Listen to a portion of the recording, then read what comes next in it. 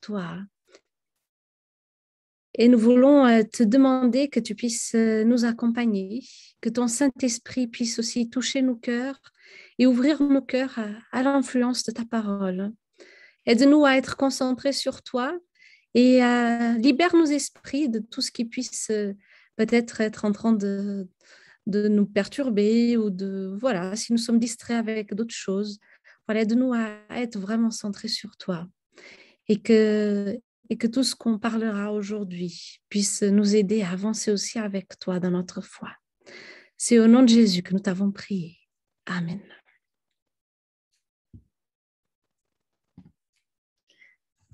Alors, l'amour, c'est vrai, on, on parle d'amour et tout le monde rêve d'être aimé, d'être en famille, passer des bons moments avec les amis, se sentir en sécurité, parce que c'est ça aussi l'amour.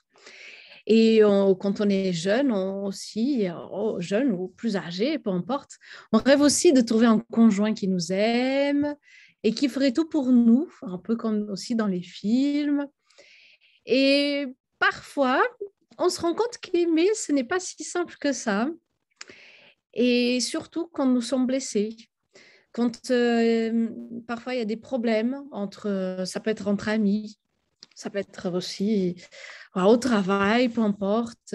Parfois ça arrive et nous sommes blessés et voilà, les disputes arrivent, les griffes sortent, on s'attaque et puis bon, on a du mal après avec l'autre, on l'évite et voilà, chacun suit un peu son chemin. Et en même temps, c'est dommage. Et voilà, cette volonté, ce rêve d'être aimé, il reste là. Mais on voit que dans notre monde, ce n'est pas toujours si simple. Et dans l'évangile de Jean, au chapitre 13, verset 34, Jésus a dit à ses disciples, et voilà, on a lu ce texte, en tout cas, je n'ai pas mémorisé la référence, si c'était celle-ci ou une autre qui ressemble. Mais en tout cas, il dit, je vous donne un commandement nouveau, que vous vous aimiez les uns les autres comme je vous ai aimé, que vous aussi, vous vous aimiez les uns les autres. Alors, c'est marrant parce que tout le long de la Bible, on va parler d'amour. Ça commence dans l'Ancien Testament, ça continue dans le Nouveau Testament, et Jésus va dire, je vous donne un nouveau commandement. Et je me dis, est-ce qu'il est si nouveau? Ou voilà, peut-être on a besoin de l'entendre et de se rappeler voilà, qu'on a besoin d'aimer et pas faire la guerre. C'est plus simple, hein, de se défendre, d'être en position d'attaque. Mais aimer, c'est pas si simple. En tout cas, l'histoire que nous allons voir aujourd'hui va nous parler aussi de l'amour. Et elle se trouve dans l'évangile de Luc, au chapitre 10.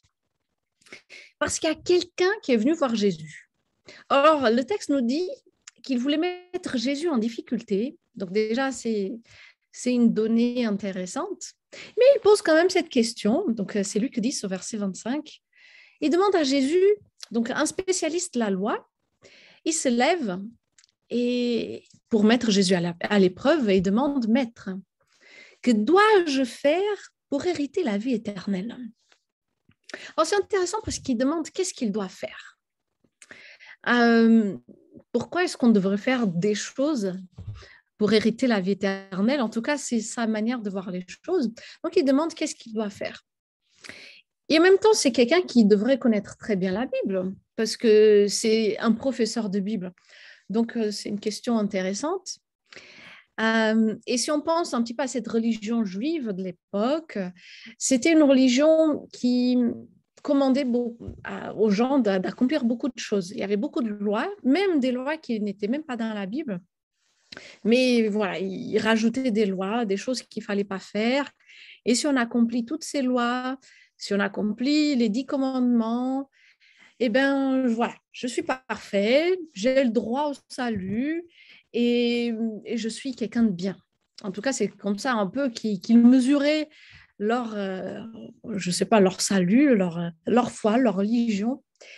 Et donc, on voit que c'est une religion du pas faire ou du faire. Voilà, qu'est-ce que je fais et qu'est-ce que je ne dois pas faire. Et, et Jésus va lui demander tout simplement, verset 26, qu'est-ce qu'est-ce qu'il est écrit dans la loi? Comment lis-tu? Et ce maître de la loi va répondre, tu aimeras le Seigneur ton Dieu de tout ton cœur, de toute ton âme, de toute ta force et de toute ton intelligence et ton prochain comme toi-même. Wow. C'est pour moi ici, bon, on ne va pas aborder le thème des 10 commandements, mais je vois les 10 commandements résumés dans ces 2 points.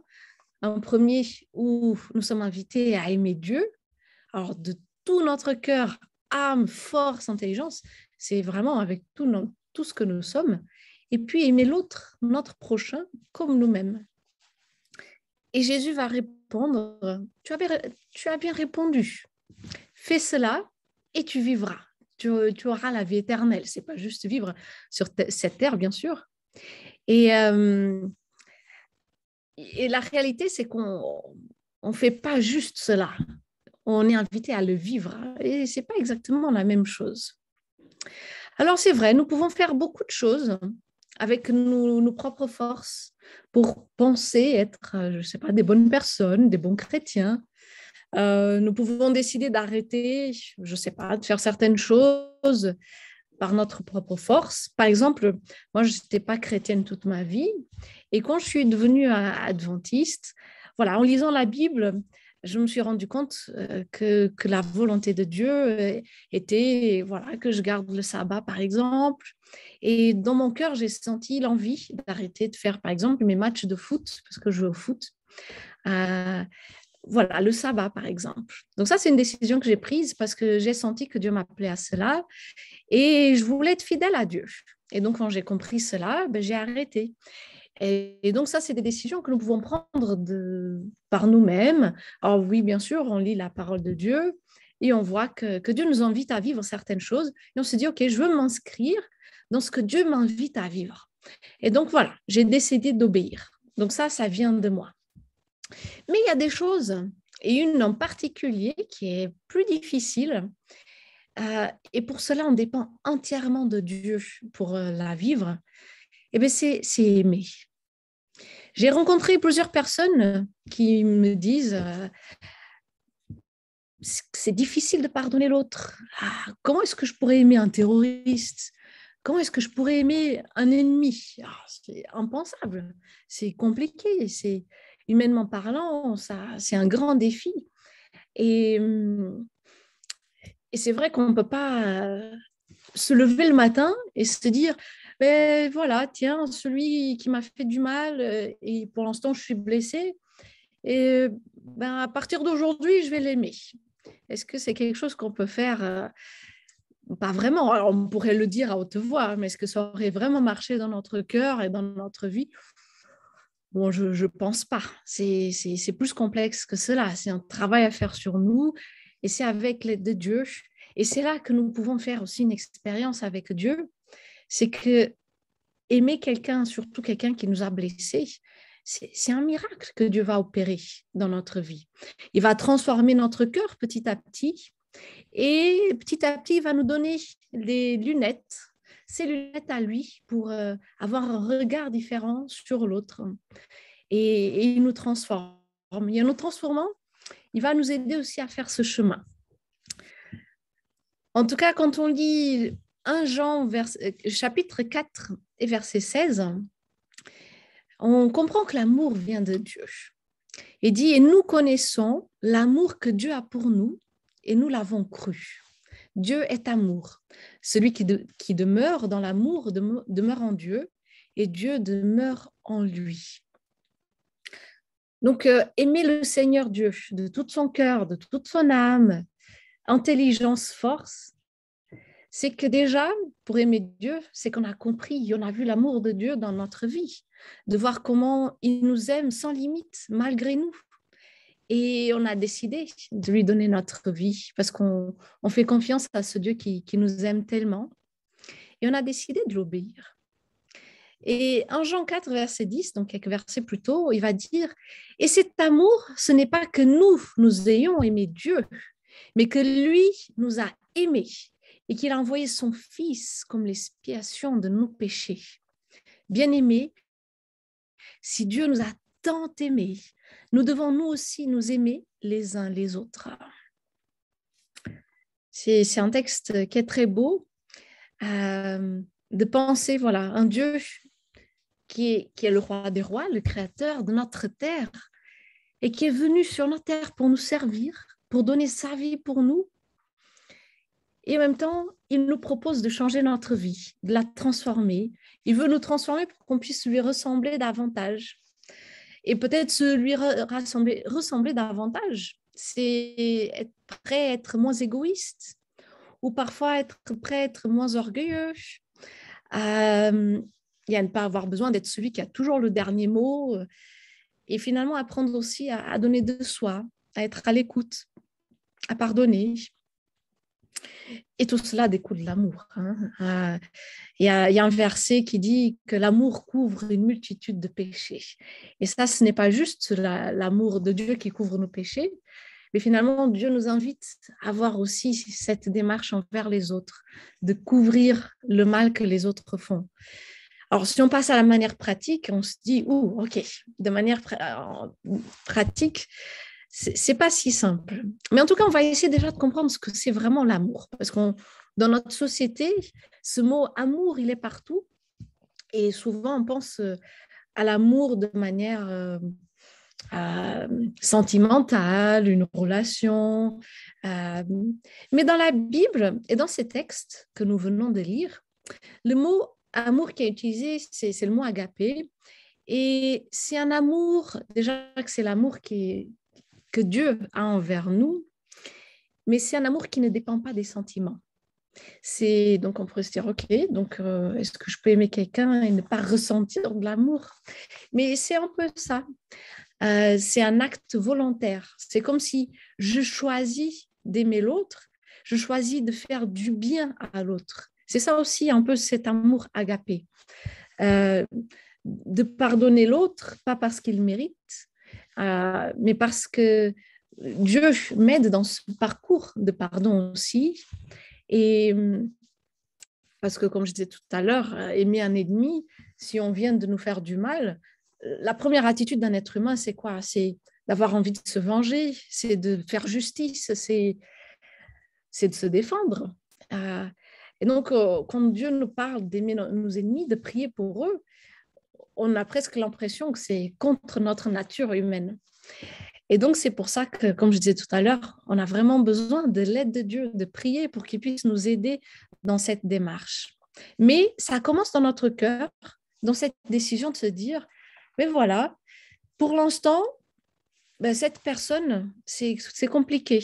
Elle m'a blessée et je la supporte pas. Ça, voilà.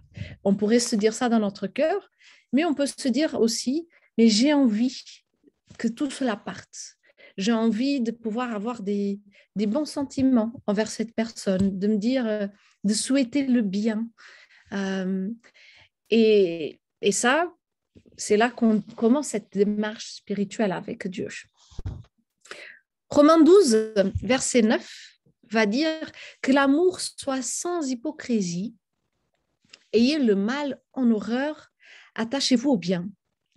Et quelques versets plus tard, verset 18 et suivant, il va dire, s'il est possible, pour autant que cela dépende de vous, soyez en paix avec tous. Ne vous faites pas justice vous-même, bien-aimés, mais laissez place à la colère, car il est écrit, c'est moi qui fais justice, c'est moi qui payerai de retour, dit le Seigneur. Mais si ton ennemi a faim, donne-lui à manger. S'il a soif, donne-lui à boire. Car en agissant ainsi, ce sont des braises que tu amasseras sur sa tête. Ne te laisse pas vaincre par le mal, mais sois vainqueur du mal par le bien. Alors, nous avons compris que l'amour vient de Dieu. Et ce texte, il va un peu plus loin. Déjà, je trouvais marrant un peu cette formule, cette manière de formuler où Paul dit que l'amour soit sans hypocrisie. Est-ce qu'on peut aimer quelqu'un de manière hypocrite? Mais en tout cas, Paul, il est en train de dire que votre amour soit vraiment sincère, authentique. Et Et donc, du coup, de ne pas prétendre d'aimer quelqu'un ou faire comme si tout va bien, mais en fait, ça ne va pas. Ça, ce n'est pas la manière de Dieu. À la manière de Dieu, s'il y a quelque chose qui ne va pas, le mieux, c'est de discuter, de parler de ce qu'il y a sur notre cœur et d'essayer de trouver peut-être voilà, un consensus, de se dire les choses, pas en s'attaquant, hein, bien sûr, et là on le voit, et le mal en horreur, attachez-vous bien, mais vraiment en essayant de trouver une manière de vivre un amour sans hypocrisie, mais vraiment en sincérité. Et dit, si cela dépend de vous, soyez en paix avec tous. Je me rappelle que j'ai un professeur de théologie qui était divorcé, sa femme l'avait quitté, bon, et il était marié après. Et il disait, le plus important après ce divorce, c'est qu'il n'y ait pas de mauvais sentiments l'un envers l'autre. Même si les choses ne sont pas terminées comme il avait imaginé, mais il dit, voilà, avec l'aide de Dieu, je souhaite le bien et on arrive à avoir une relation. Oh, ce n'est pas les meilleurs amis, hein, euh, mais il y a une relation, il n'y a pas de mauvais sentiments, il n'y a pas de rancune, il n'y a pas d'envie de vengeance ou quoi que ce soit. Et dit, c'est ça le plus important. Et donc, je trouvais intéressant qu'il partage un peu un peu quelque part son témoignage de ce qui s'est passé, de comment Dieu a réussi aussi à transformer son cœur et ce qu'il avait vécu dans son parcours. Pardon. Et c'est un peu ce que Paul dit. Il dit, ne te laisse pas vaincre par le mal, mais sois vainqueur du mal par le bien. Et il va dire aussi quelque chose d'autre. C'est que, alors oui, Dieu, il connaît notre vie. Hein. Il sait si nous avons vécu des choses très difficiles. Il connaît nos cœurs. Et il nous accompagne. Il y a un chant que j'aime beaucoup qui parle de cela, que Dieu connaît ce qu'il y a dans notre âme. Et c'est lui qui comprend l'intérieur de chacun d'entre nous. Et en même temps, il voit que s'il y a des choses difficiles, il ne veut pas qu'on garde tout cela à l'intérieur de nous et qu'on garde une rancune, dire voilà, lui, je ne peux pas. Parfois, ça peut même arriver à l'église, des gens, là, quand il dit que votre amour soit sans hypocrisie, il y avait quelqu'un qui me racontait, et j'étais très surprise.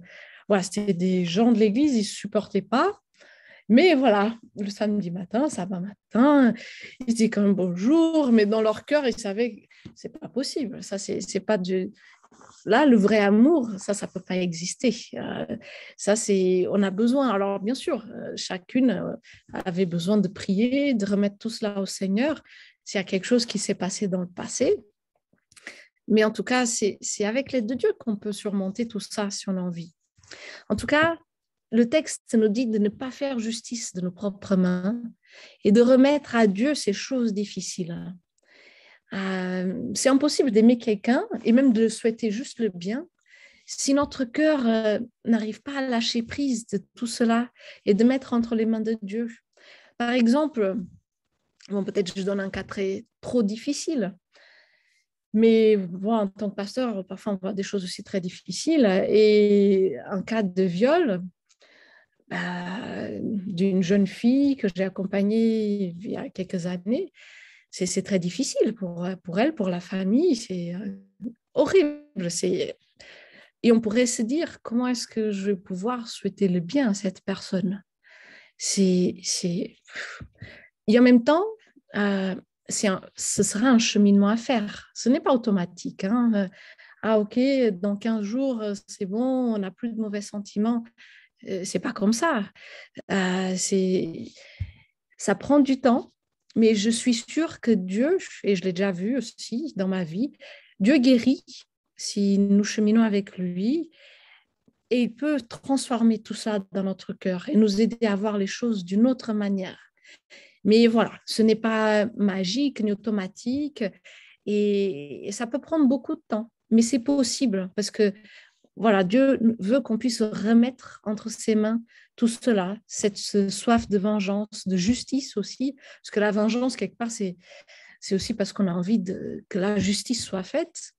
Mais Paul dit, voilà, c'est le Seigneur qui fait justice. Et c'est moi qui paierai de retour.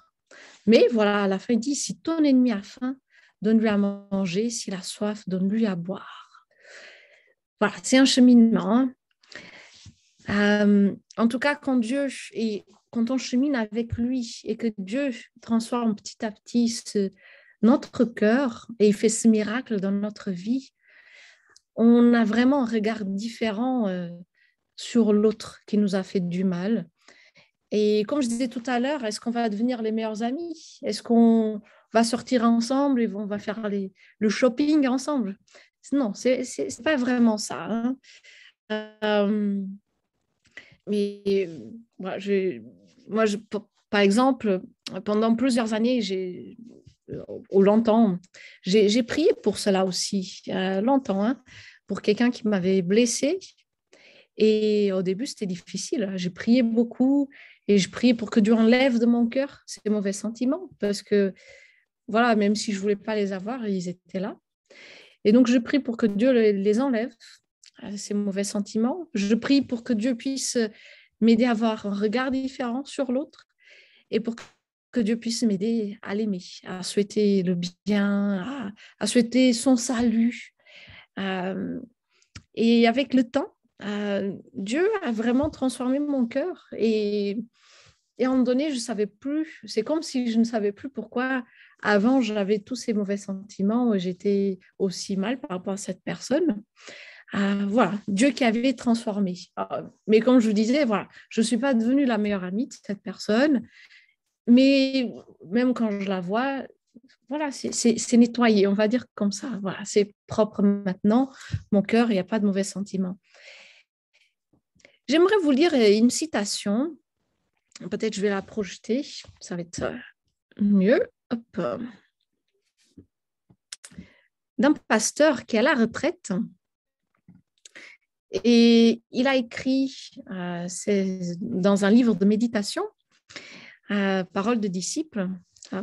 Bon, je viens de voir que j'ai sauté de lettres, mais bon, c'est pas grave. En tout cas, il parlait de aimer nos ennemis. Il dit aimer son ennemi, prier pour lui, ne signifie jamais que nous allons lui permettre de nous détruire. Ça aussi, c'est important à retenir. Il est parfois nécessaire d'être ferme et de placer nos limites. Aimer son ennemi n'est pas du domaine du sentiment, mais de la volonté profonde, du choix, du désir d'être en accord avec le projet de Dieu. Dans son sens le plus noble, prier pour l'ennemi, c'est souhaiter qu'il entre dans le projet d'amour de Dieu. L'aimer, c'est souffrir de le voir suivre en chemin loin de notre Père. L'amour agapé est le témoignage de la volonté de celui de Dieu.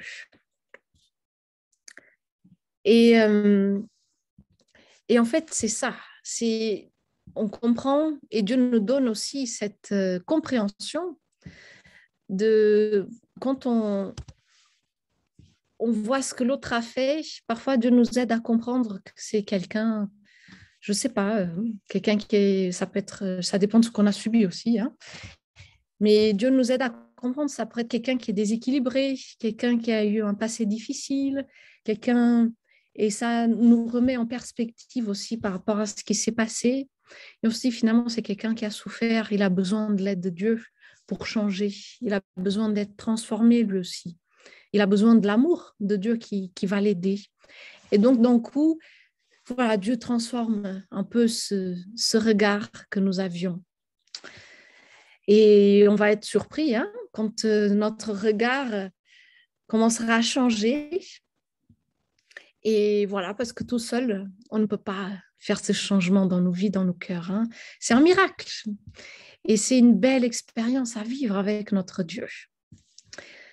Alors, au début, on avait commencé à parler de ce spécialiste de la loi qui était venu voir Jésus et qui lui avait demandé qu'est-ce que je dois faire pour hériter de la vie éternelle. Et la réponse était d'aimer Dieu et notre prochain. Mais cet homme avait encore une question.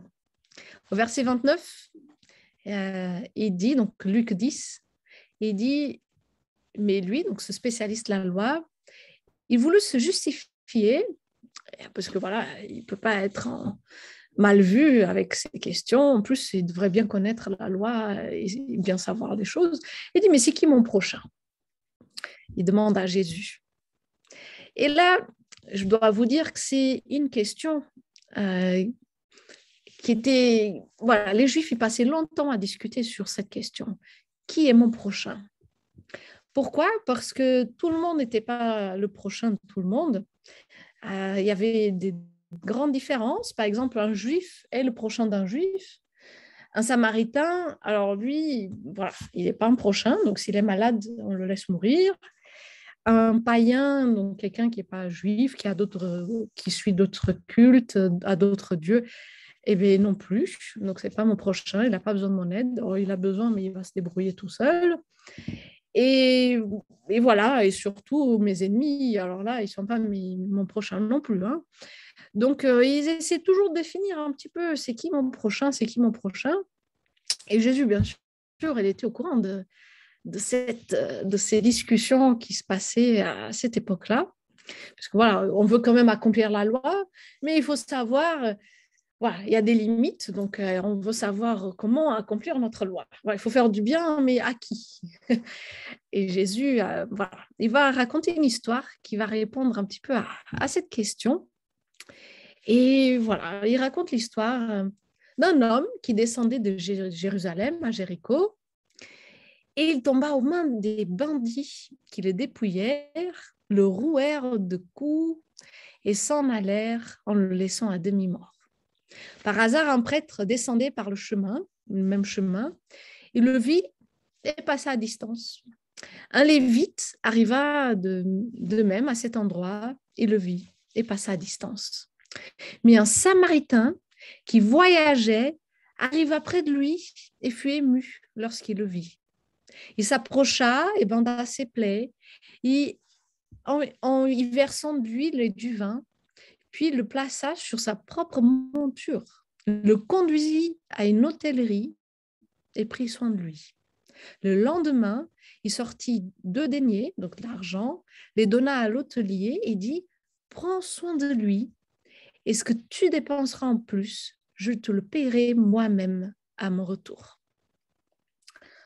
Alors là, c'est très intéressant parce que déjà, on a un prêtre et un lévite. Donc, on va dire que c'est des personnes qui faisaient partie de l'accompagnement spirituel du peuple et qui connaissaient voilà, les lois de l'amour, on va dire aussi, mais qui décident de passer à distance. Ils ne savent pas vraiment si la personne est vraiment vivante. Pourquoi? Parce qu'il y a d'autres règles qui disent que si on touche un mort, il faut faire des rites de purification et c'est beaucoup de travail. Hein. Donc, si jamais, voilà, celui qu'on vient de croiser, on va le toucher et qu'il est vraiment mort, ben, c'était pour rien qu'on venait de faire ça. Et comme il avait l'air à peu près mort, bon, on passe, on fait comme si on n'a rien vu, on traverse. C'est quand même étonnant, hein, venant de ces personnes qui sont des responsables spirituels du peuple. Et puis, voilà, il pourrait se dire, et si ce n'est pas mon prochain? En plus, je vais aider quelqu'un qui n'est pas mon prochain, eh ben, non, c'est bon. Et il passe, il trace. Et puis, on voit ce Samaritain. Alors, le Samaritain, voilà, je disais tout à l'heure, mais les Samaritains étaient considérés par les Juifs comme des chiens, des ennemis. Les Juifs méprisés, les Samaritains, pour eux, c'était des gens contaminés, ils n'étaient pas purs, et Juifs et Samaritains ne se supportaient pas. Et pourtant, on voit que Jésus choisit un Samaritain pour son histoire. Alors oui, ce Samaritain qui passe, c'est quelqu'un qui est en train de voyager, il n'a même pas de maison à côté, il traverse. Et peut-être il pourrait se dire, ah ben tiens, c'est un juif qui est à terre, eh ben, tant mieux pour lui, hein, parce que voilà, il le mérite certainement. Je ne sais pas, c'est ce côté de l'ennemi. Mais non, c'est pas ça sa réaction. Hein. Et on voit qu'il fut ému. Il regarde cet homme, même si c'est un juif, il se dit, voilà, c'est un être humain. Ça pourrait être moi, peut-être. je ne sais pas. Et il va s'arrêter, il va prendre soin de cet homme. Et, et il prend beaucoup de risques parce que si des voleurs ont fait ceci à cet homme, ils auraient pu faire la même chose s'ils étaient encore dans les parages. Mais il n'a pas pensé à tout ça. Il a juste pensé voilà, dans son cœur, il voulait prendre soin de cette personne. Il a pris le temps de le nettoyer et certainement avec les provisions de son voyage. Et, et voilà, il prend la nuit pour prendre soin, il paye un hôtel. Il dit encore au monsieur de l'hôtel, prends soin de lui et il paiera tout ce qu'il faudra pour que cette personne soit en bonne santé. Et donc, le Samaritain n'a pas juste allégé sa conscience en faisant un peu de bien. Ok, bon, on va le sortir un peu de cette situation. Non, il se donne véritablement, il prend soin, il paye le traitement. Et ce n'était pas juste une obligation chrétienne de se dire, ok, je suis Dieu, je suis un enfant de Dieu, je vais faire quelque chose pour l'autre. Non, c'est l'Esprit de Dieu avait touché son cœur. Et il a voulu faire le bien, même si c'était, on va dire, un ennemi. Et Jésus va poser la question à ce, à cette, ce spécialiste de la loi. Il va lui dire il va lui dire lequel de ces trois te semble avoir été le prochain de celui qui était tombé aux mains des bandits. Et le monsieur va lui dire, ben, c'est celui qui a montré de la compassion envers lui.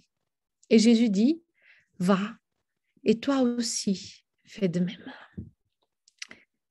Voilà, ce n'est pas juste des paroles, c'est un amour qui se traduit en action, se faire du bien, se souhaiter, prier pour l'autre, prier pour le salut de l'autre, demander à Dieu de manière active de nettoyer notre cœur, de nous aider à surmonter certains épisodes avec certaines personnes. Et on remarque voilà, que l'amour, selon le regard de Dieu, est un champ ouvert où il y a plein d'opportunités. Mais par contre, nous avons besoin de demander à Dieu tout d'abord de nous donner de l'amour vis-à-vis de lui, parce que c'est qu'en aimant Dieu qu'on va pouvoir recevoir aussi cet amour et être rempli de lui. Et donc, il demandait à Dieu aussi de l'amour pour les autres. Et après, il faut persévérer dans cette prière et dans les actions aussi. Hein. Alors, le but, oui, on ne sera jamais parfait sur cette terre hein, et on ne pourra jamais l'être. Parce que, voilà, finalement, nos imperfections nous rappellent toujours et nous rappelleront toujours que nous avons besoin de dépendre entièrement de Dieu et constamment. C'est lui qui nous fortifie et on voit combien nous continuons d'être différents de ce Dieu qui nous aime, même s'il nous transforme et nous aide voilà, à être un peu plus comme lui. Mais en tout cas, à notre tour, quand Dieu remplit notre cœur, on peut propager l'amour de Dieu. Déjà, voilà, autour de nous, en faisant du bien, en laissant de côté, et ça c'est un choix, voilà, je laisse de côté la vengeance, je décide de prier pour ceux qui me font du mal ou qui m'ont fait. Et, et petit à petit, c'est là qu'on peut voir y avoir une foi qui fait la différence dans nos vies. Hein. Ça sert à quoi d'avoir une foi qui ne me porte pas? Le but de la foi, c'est de laisser Dieu nous porter, de voir Dieu nous transformer, de voir tous ces miracles que Dieu fait dans nos vies et de se dire, OK, ben, il y a 10 ans, ben, ce n'était pas la même foi. Et aujourd'hui, peut-être il y a un an ou deux, peu importe le temps, depuis combien de temps on est en train de cheminer dans la foi, mais en tout cas de voir voilà, c'est notre cheminement et voir combien Dieu a agi et a transformé, il a guéri et nous a aidés. En tout cas, voilà, je ne suis pas en train de dire que c'est simple et facile de vivre tout cela, c'est une aventure, c'est un sujet de prière et on n'aimera jamais comme Dieu, mais en même temps, c'est une belle expérience à vivre. Déjà, c'est de sentir l'amour de Dieu, d'aimer Dieu en retour, et puis d'apprendre à aimer les autres.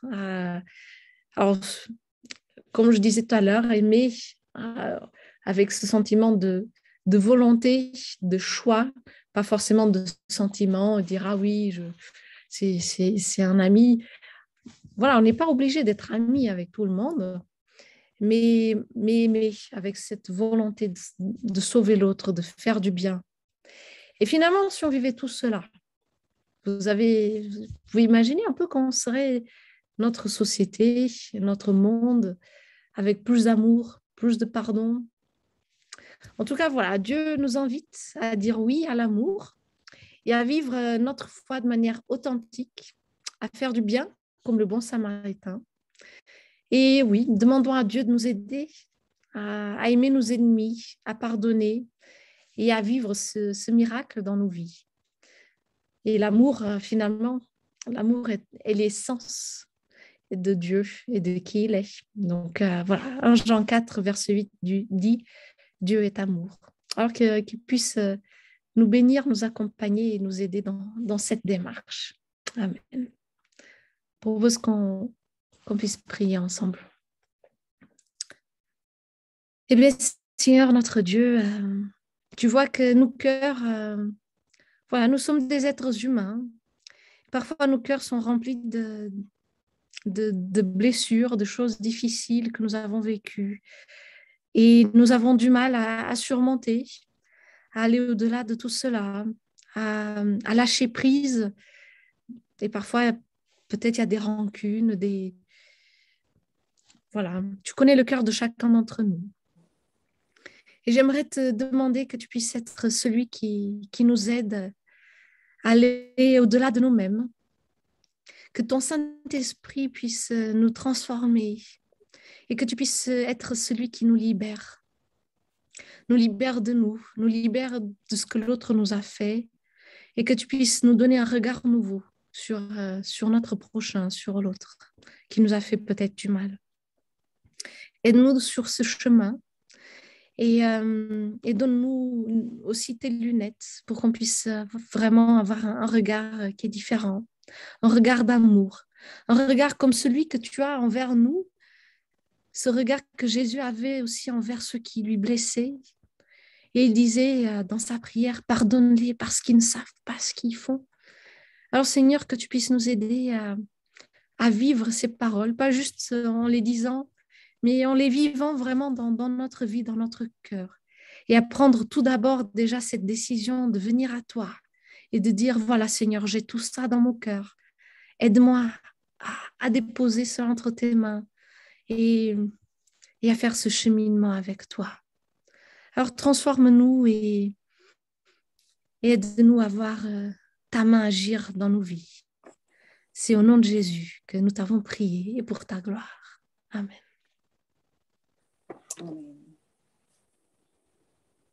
Alors, Pasteur Sazu, merci. Je n'ai pas plus de questions. Donc, c'est que tout était clair. Hein? En tous les cas, merci beaucoup et que Dieu te bénisse dans ton ministère. Merci. Le psaume 107, verset 1 nous dit « Louez l'Éternel, car il est bon, car sa miséricorde durera toujours. » Alors, louons notre Créateur avec Eddie et Charlène. Je veux chanter l'amour puissant qui sauve et qui délivre.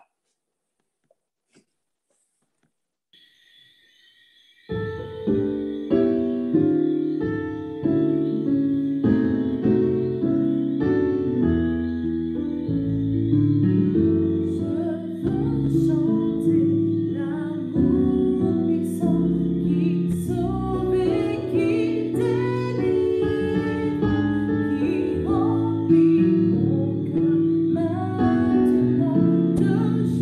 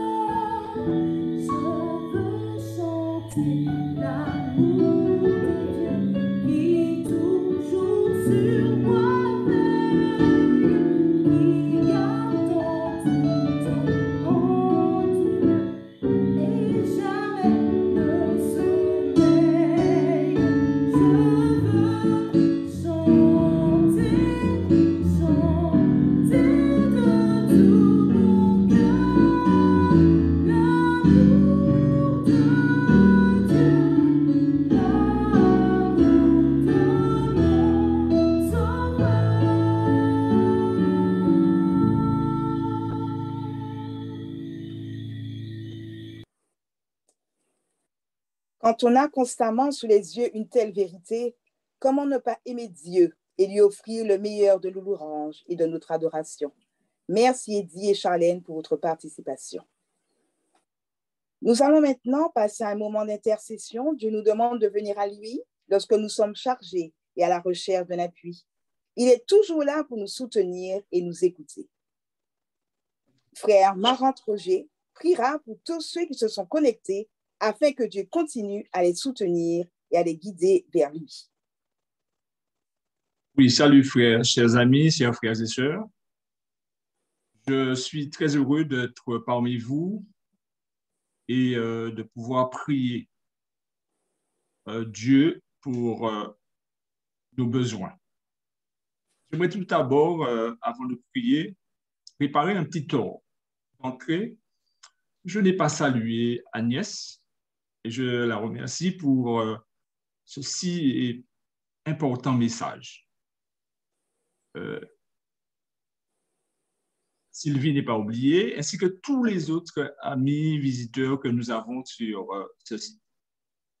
Maintenant, nous allons adopter une attitude révérencieuse pour la prière. Notre Père Céleste, nous te sommes infiniment reconnaissants pour ce message que tu nous as permis d'entendre de la part d'Agnès. Merci, Seigneur, de nous permettre de répondre positivement à ton appel. Seigneur, tu nous appelles à te ressembler, à t'aimer, à aimer les autres comme tu nous as aimés. Et c'est là un défi pour nous qui sommes de nature à vouloir rendre coup pour coup, vouloir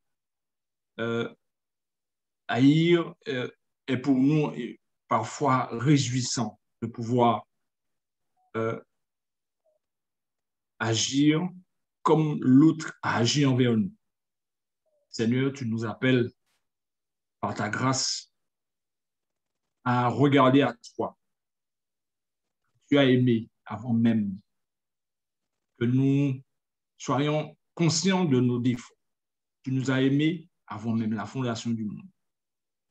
Et nous sommes heureux d'entendre ces paroles qui nous mènent à la vie, qui nous mènent à rechercher l'intérêt des autres avant les nôtres. Merci Seigneur pour ce message. Merci de nous permettre de reconnaître que nous n'avons pas cet amour en nous, que nous pouvons, par la grâce de notre Seigneur Jésus-Christ, de le demander et le recevoir. Permets-nous chaque jour d'agir avec foi. Permets-nous de nous tourner vers toi avec confiance, sachant que nous recevrons de toi tout ce qui est nécessaire pour notre croissance spirituelle. Seigneur, bénis chaque participant et permets que nous puissions, Seigneur, nous soumettre à toi et remporter la victoire selon ta bénédiction. Nous t'avons béni, nous t'avons loué, nous t'avons béni, Seigneur, par pour ce message. Et nous croyons que tu achèveras en nous l'œuvre que tu as bien commencée. Nous te remercions pour tout, Seigneur. Nous avons prié au nom de Jésus. Amen. Je vous remercie d'avoir bien voulu partager ce moment avec nous et vous donne rendez-vous le samedi 11 septembre. Nous aborderons le sujet suivant, 2 remèdes pour notre temps, la patience et la persévérance.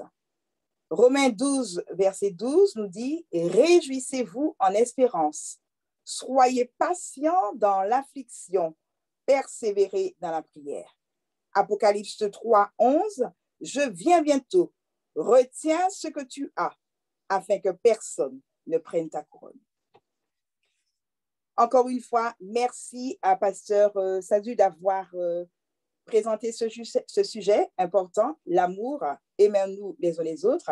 Merci à vous de vous être connectés cet après-midi. Merci pour votre fidélité. Et nous espérons que nous vous retrouverons nombreux le 11 septembre pour un nouveau sujet. Alors, nous pourrons effectivement, les micros seront ouverts et pour un moment d'expression libre, vous pourrez effectivement saluer chacun ce que vous voulez, effectivement. Donc, c'est parti. Donc, chacun, saluez-vous.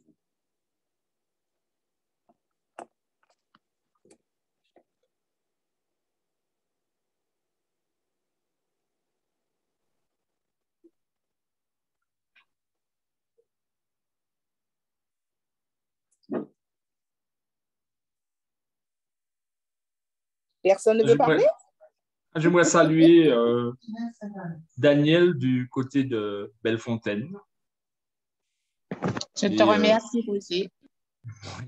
Merci, c'est une très belle méditation, donc j'ai plaisir à participer avec vous. Donc, que Dieu vous bénisse. Merci beaucoup. Merci. Merci. Merci. Bon sabbat. Bon sabbat à toi aussi. Merci beaucoup. Sabbat. Nous avons eu Frédéric aussi avec nous. Frédéric est là. Qui est déjà parti, je crois. Il semble qu'on a eu Jean-Hugues également.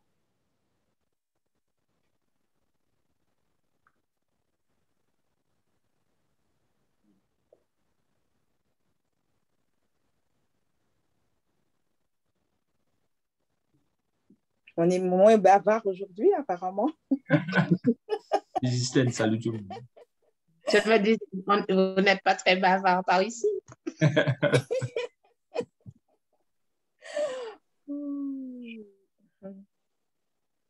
En tout cas, Sœur Sazu, merci pour ta présentation. Que Dieu te bénisse dans ton ministère. Et c'est vrai qu'on parle toujours d'amour, mais ô combien important. C'est vrai qu'on a tendance à oublier, mais c'est bon effectivement de le rappeler. Donc, merci et que Dieu te bénisse. Merci. Et merci pour toute l'organisation aussi, du programme, tout ce que vous faites. Tout à fait. Ça demande aussi beaucoup de persévérance. Mais c'est vrai. Que Dieu continue de bénir ce projet. Voilà. Merci. Bonsoir, c'est Nadia de la Trinité. Est-ce que c'est possible d'avoir un lien? Parce que comme je me suis connectée en retard, je n'ai pas pris le début. Alors, est-ce que c'est possible d'avoir le lien pour la méditation, s'il vous plaît? Alors, nous, sur notre site, nous aurons bientôt effectivement ce sujet. Donc, je demanderai à Nicole si elle veut bien remettre le nom du site. Il faut simplement aller sur le... Oui, j'envoie à tout le monde l'adresse du site Internet et puis voilà. Le temps de faire le montage de la prédication, nous allons essayer de mettre le maximum de prédications avant le 11 septembre. Ouais. Parce qu'on actualise le site une fois par mois, donc on va essayer d'actualiser avant le 11 septembre. Je vous envoie dans le chat à tout le monde l'adresse du site Internet. Merci beaucoup. Joël-Aline. Merci. Oui, bonjour Joël-Aline. Bonjour Joël-Aline. Je appelle de la Guadeloupe. Je tenais à vous remercier si vite parce que vous m'avez envoyé le truc par WhatsApp. Je tenais à vous remercier. Merci beaucoup. Je vous en prie, merci.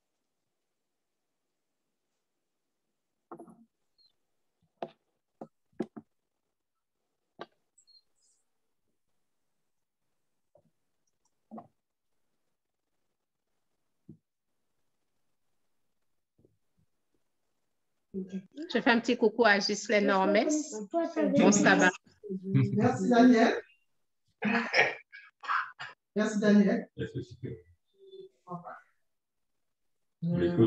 Ton micro, tu es Galaxy J5, ton micro est fermé. Je vous dis à bientôt. Ok, Et à bientôt. reste sabbat aussi. À vous. Merci, Que Dieu vous à bientôt, accompagne. merci. À bientôt, Merci. Inès. Merci beaucoup de ta participation. Avec plaisir. Oui, Daniel. Salut à toi, Daniel. Oui, merci. À bientôt. D'accord. Thomas? Bonsoir. Bonsoir. Le petit gâté? Le petit gâté? Bonsoir. Ouais.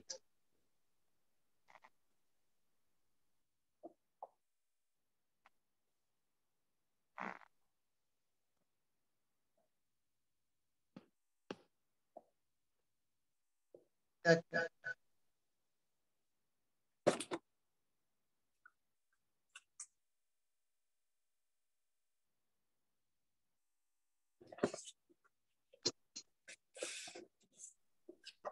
Donc, vous avez cette étude-là, à quelle fréquence? Tous les 15 jours, c'est bien ça? Vous avez une étude tous les 15 jours? Oui, oui. La prochaine étude, c'est le 11 septembre. D'accord, très bien. Voilà.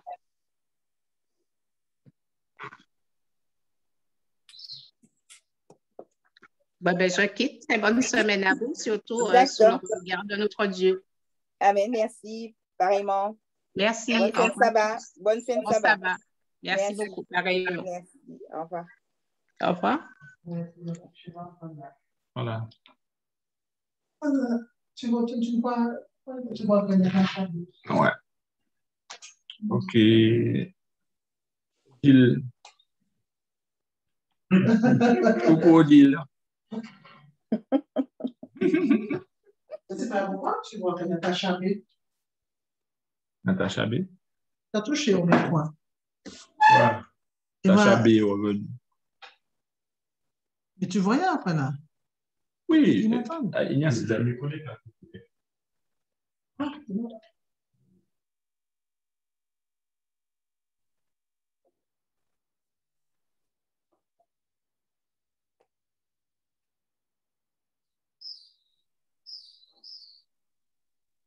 Bonjour la famille Ormez, bonjour.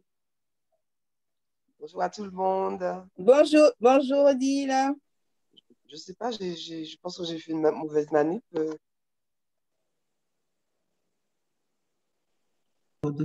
Oui. Tu n'as pas la vidéo? J'ai fait une mauvaise manip. C'est pas grave. La plupart des personnes me connaissent. Sinon, je vais essayer de mettre la vidéo. Un clic sur la vidéo, c'est tout. Oui, c'est ce que j'essaie de faire. C'est pas grave. Ouais. Non, ça arrive. Et salut tous. Bientôt.